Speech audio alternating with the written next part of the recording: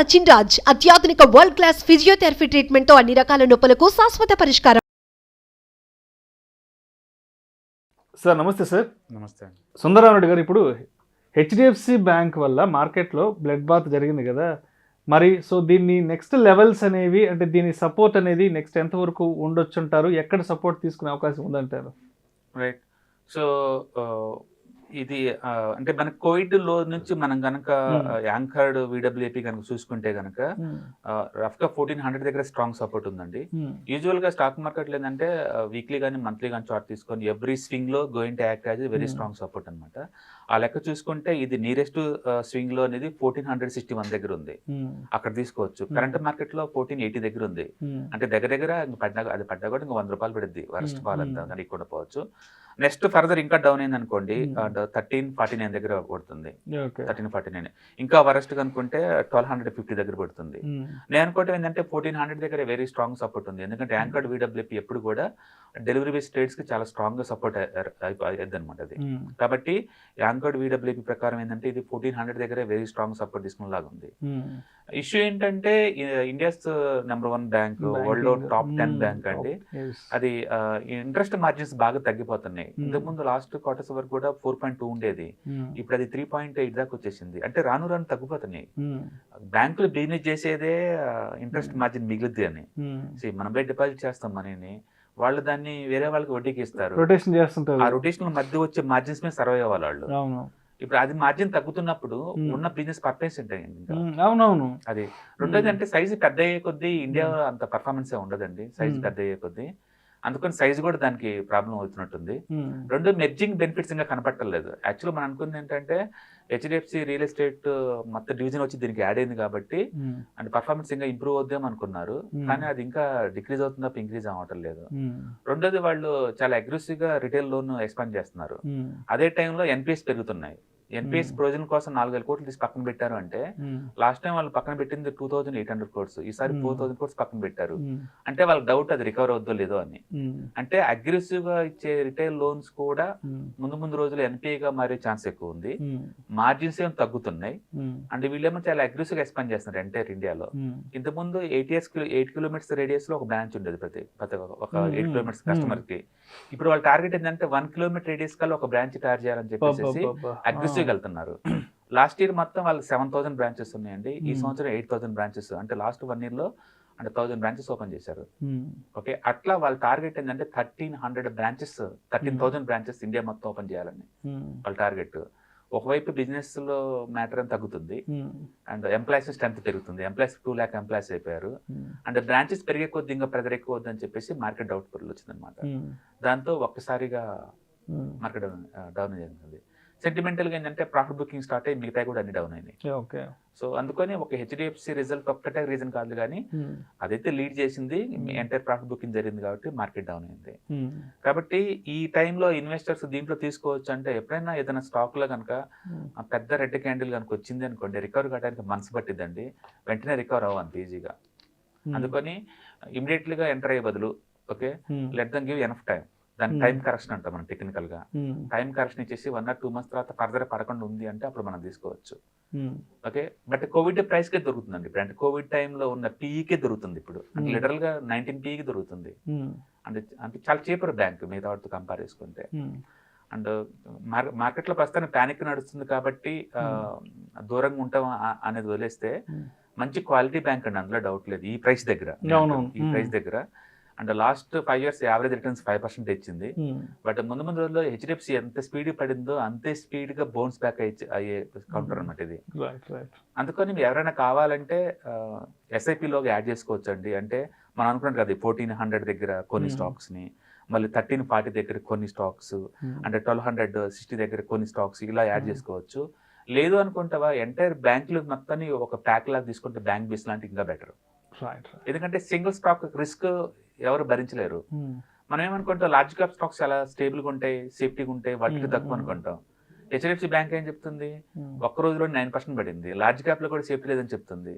అంటే equity market లో risk మనం ఇవ్వాలి. రిస్క్ మేనేజ్మెంట్ ఒకటే ఇంపార్టెంట్ అక్కడ. అందుకని ఎంత మంచి కౌంటర్ అయినా సరే మనం ఎస్ఐపిలో కౌంటర్లను బై చేయొచ్చు అంటే అది గుడ్డి నమ్మకమేనండి. మ్యూచువల్ ఫండ్స్ ని ఈటీఎఫ్స్ ని ఇండెక్స్ ఫండ్స్ ని అయితే మనం యాడ్ చేసుకోవచ్చేమో కానీ సింగిల్ స్టాక్స్ లో ఎప్పుడు రిస్క్ ఉంది, ఆ రిస్క్ ఎలా వచ్చిందో మనకు తెలియదు. ఇప్పుడు హెచ్డిఎఫ్సి బ్యాంక్ ఏమో నెట్ మార్జిన్ ఇంట్రెస్ట్ మార్జిన్ తగ్గుతుందని చెప్పేసి రిజల్ట్ చూసి పడగొట్టారు. అండ్ పాలిక్యాబ్ ఏమో ఇన్కమ్ ట్యాక్స్ రైడ్ చేశారని చెప్పేసి 30% పడగొట్టారు పాలిక్యాబ్ ని. అండ్ డెల్టా కార్ప్ ఏమో జిఎస్టీ వాళ్ళు నోటీస్ ఇచ్చి 20,000 కోట్లు కట్టాలని చెప్పేసి నోటీస్ ఇచ్చేసి 30% పడగొట్టారు. అంటే న్యూస్ ఏ వైపు నుంచి ఎలా ఎఫెక్ట్ చేస్తో మనకి ఎప్పటికీ అర్థం కాదు. మంచి కాంటెంట్ మన గుడ్డి నమ్మకం అంతే, మంచిదేనా బదులు. సో ఇండివిజువల్ స్టాక్స్ లో ఎప్పుడు ఆ రిస్క్ ఉందండి, దాని బదులు ఈటీఎఫ్సి ఇలాంటి పెట్టుకోవచ్చు. లేదా మీరు లాంగ్ టర్మ్ ఇన్వెస్టర్ అయితే కనుక ఎస్ మీరు యాడ్ చేసుకోండి. సో మనం ఎప్పుడైనా పోర్ట్ఫోలియో 2 రకాలు పెట్టుకోండి, core portfolio, satellite portfolio. Core portfolio ఏమో బై అండ్ ఫర్గెట్, ఆ కంపెనీ మనం ఇష్టపడుతున్నాం, జీవితకాలం ఉంచుకుంటాం బిజినెస్ మోడల్ని, అది కోర్ పోర్ట్ఫోలియో. శాటిలైట్ పోర్ట్ఫోలియో అంటే ఏంటంటే ఒక 10% రాగానే మనం క్లోజ్ చేసుకుంటూ పోతుంటాం, లాంగ్ టర్మ్ ఉంచుకోం మనం, 10-15% రాగానే క్లోజ్ చేసుకుంటూ పోవటాన్ని శాటిలైట్ పోర్ట్ఫోలియో అంటాం. కోర్ పోర్ట్ఫోలియో అంటే ఎప్పటికి ఉంచుకుంటాం పర్మనెంట్ గా. ఒకవేళ మీరు ఈ కోర్ పోర్ట్ఫోలియో కనుకుంటే, ఈ స్టాక్ అని కనుకుంటే ఎస్ మీరు బై చేసుకోవచ్చు.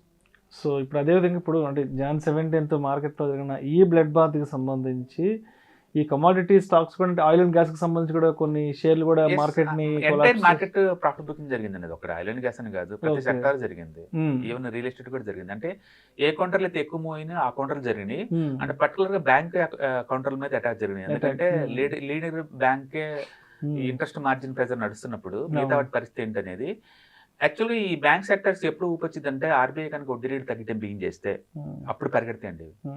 ఎందుకంటే ఎన్పిఐ ఇష్యూస్ రావు అప్పుడు. ఇంకా ఇప్పుడు డౌట్ ఏంటంటే మార్కెట్లో ఎన్పిఐ ఇష్యూస్ పెరుగుతాయేమో అని డౌట్ పడుతుంది మార్కెట్, అందుకని ఎంతగా పడుతుంది. రెండోది ఎఫ్ఐఎస్కి ఎప్పుడైనా ఎక్కువ స్టాక్స్ ఉన్నాయి కౌంటర్లు అంటే అది ఎప్పటికైనా రిస్కేనండి. ఎఫ్ఐఎస్కి ఎప్పుడైనా ఎంత ఎక్కువ ఉంటే ఆ కంపెనీలో అంత ఎక్కువ వాలటిలిటీ అవుద్ది. ఎందుకు టీసీఎస్ లాంటి కౌంటర్ స్టేబుల్గా ఉంటాయి అంటే ఎఫ్ఐఎస్ వాటా పెద్దగా ఉండదు వాటిలో. హెచ్డిఎఫ్సిలో ఆల్మోస్ట్ 55% అండి. న్యాచురల్గా వాళ్ళ వెయిటేజ్ ఎక్కువ ఉంది కాబట్టి వాళ్ళు కొంచెం అమ్మినా 1% అమ్మినా సరే కౌంటర్ బాగా షేక్ అవుతుంది అది. అంటే మిగతా బ్యాంకులకి ఈ బ్యాంక్ తేడా అంటే ఎఫ్ఐఎస్కి ఎక్కువ ఉన్న వాటా దీంట్లో ఈ బ్యాంక్లోనే, అది టూ మచ్గా ఉంది వెయిటేజ్ వాళ్ళది. దాంతో వాళ్ళు కొంత ప్రాఫిట్ బుక్ చేస్తున్నారు. అందులోది 10,000 కోట్లు సింగిల్ డే అమ్మటం అనేది చాలా రేర్ అండి. అందుకని ఒక ఈవెంట్ని తీసుకొని మనం హెచ్డిఎఫ్సిని మనం బ్లేమ్ చేయలేము. ఎందుకంటే 10,000 కోట్స్ సెల్లింగ్ జరిగినప్పుడు న్యాచురల్గానే ఆ ప్రెజర్ ఉంటుంది మార్కెట్లో. సో మొత్తం కలిసి వచ్చింది దానికి, దాని బ్యాడ్ నేమ్ అట్లా కూడగబెట్టుకుంది అనమాట. మొత్తం ఏదైనా కానీ హిస్టరీలో 10,000 కోట్లు సింగిల్ డే అమ్మటం అనేది ఒకటి. హెచ్డిఎఫ్సి లాంటి లార్జ్ స్టేబుల్ బిజినెస్ మోడల్ కూడా సింగిల్ డేకి 8 to 10% పడచ్చు, ఎలాంటి రీజన్ లేకుండా. అంటే రిజల్ట్స్ అనేది వస్తుంటే బ్యాడ్గా వస్తుంటే గుడ్గా వస్తుంటే వేరే సంగతి, పడే ఛాన్స్ ఉందని చెప్పేసి రెండు మెసేజ్ క్లియర్ చేస్తుంది. 3 మనం ఇక్కడ ఈక్విటీ మార్కెట్లోకి వచ్చినామంటే రిస్క్ మేనేజ్మెంట్ ఒకటే ఉంది మన దగ్గర. అందుకని మన దగ్గర ఒక 10-20 స్టాక్స్ లో హెచ్డిఎఫ్సి ఒక స్టాక్ అయితేనేమో పెద్ద మన ఎఫెక్ట్ అవ్వం. కానీ ఇలాంటి స్టాక్స్ 2-3 పెట్టుకుని ఫోకస్ చేస్తారు సేవా, కాన్సన్ట్రేటెడ్ పోర్ట్ఫోలియోస్ అంటారు, వాళ్ళకి మాత్రం పెద్ద అబ్బాయి లాంటివి. ఓకే, సో అందుకని సింగిల్ కౌంటర్లు 4-5 కౌంటర్లో జీవితకాలం ఇన్వెస్ట్మెంట్ చేసుకుంటూ పోయే బదులు రిస్క్ని డైవర్సిఫై చేసుకోవటం చాలా ఇంపార్టెంట్ అండి. అండ్ ఈ విషయంలో మాత్రం మనం క్వాంట్ మ్యూచువల్ ఫండ్ వాళ్ళని హ్యాట్సప్ చేసుకోవచ్చు అండి. వాళ్ళు ఎంత దారుణం అంటే వాళ్ళ banking and finance mutual funds లో కూడా హెచ్డిఎఫ్సి బ్యాంక్ ఉంచుకోవాలి వాళ్ళు. మామూలుగా అయితే హెచ్డిఎఫ్సి అనేది ఇండియాలో ఫినాన్స్ నుండి ఉంటే ఇది ఉండాలి ఖచ్చితంగా. వాళ్ళ దగ్గర ఎంటైర్ పోర్ట్ఫోలియో ఏ మ్యూచువల్ ఫండ్ కూడా స్మాల్, మిడ్, లార్జ్ ఎక్కడ కూడా హెచ్డిఎఫ్సి బ్యాంక్ ఉంచుకోవాలి వాళ్ళు. మరి వాళ్ళకి ముందు తెలుసో లేకపోతే వాళ్ళకి తెలియదు కానీ ఎందుకంటే ఇలాంటి క్రాష్లు ఉంటాయేమోనని చెప్పి వాళ్ళు ముందు జాగ్రత్త పడ్డారేమో అనిపిస్తుంది నిన్న జరిగిన క్రాష్ తర్వాత. ఎందుకంటే ఐటీసీ పీక్ లెవెల్ లో ఉన్నప్పుడు 450 దగ్గర బయటకు వెళ్ళారండి, ఎంటైర్ ఐటీసీ క్లోజ్ చేసుకున్నారు పీక్ లెవెల్ ఉన్నప్పుడు. వాళ్ళు దాన్ని పిక్ చేసింది 200 దగ్గర అండి. ఇప్పుడు వాళ్ళ పోర్ట్ఫోలియో మేజర్ వెయిటేజ్ 10% వెయిటేజ్ అన్ని వర్టికల్స్ లో, అంటే స్మాల్, మిడ్, లార్జ్ అన్ని రకాల మ్యూచువల్ ఫండ్స్ లో 10% వెయిటేజ్ ఇచ్చింది రిలయన్స్ కండి. రిలయన్స్ సూపర్ పర్ఫార్మ్ చేస్తుంది లైవ్ మార్కెట్ లో. అండ్ హెచ్డిఎఫ్సి ఎక్కడ వెయిటేజ్ లేదు వాళ్ళది. దాని మీనింగ్ ఏంటంటే they are doing good thing. మిగతా వాళ్ళతో పలుచుకుంటే కొంచెం యూనిక్ ఉంది వాళ్ళు పర్ఫార్మెన్స్ కూడా బాగుంది. సో మీరు కోర్ పోర్ట్ఫోలియో ఉంచుకోవాలనుకుంటేనేమో ఎస్ఐపిలో బై చేసుకోవచ్చు. బట్ శాటిలైట్ పోర్ట్ఫోలియోస్ కావాలంటే మాత్రం కొన్ని రోజులు ఉంచుకొని మార్కెట్ ఫర్దర్ పడకుండా ఉంటుంది, బేస్ ఫార్మేషన్ జరిగింది అనుకుంటే అప్పుడు యాడ్ చేసుకోవచ్చు అండి. సో నిన్న ఒక 9%, ఈ రోజు ఒక 3%, టోటల్ గా 11% దాకా డిస్కౌంట్ లో ఉంది స్టాక్ అయితే. అండ్ ఈ టైంలో ఎంటర్ అయ్యకపోతే రిస్క్ అన్న కూడా రివార్డ్ ఎక్కువ ఉంటుంది. బట్ ఐ డోంట్ రికమెండ్, ఎందుకంటే మనం ఈటీఎఫ్స్ ఎందుకంటే సేఫ్టీగా ఉంటుంది. Thank you sir.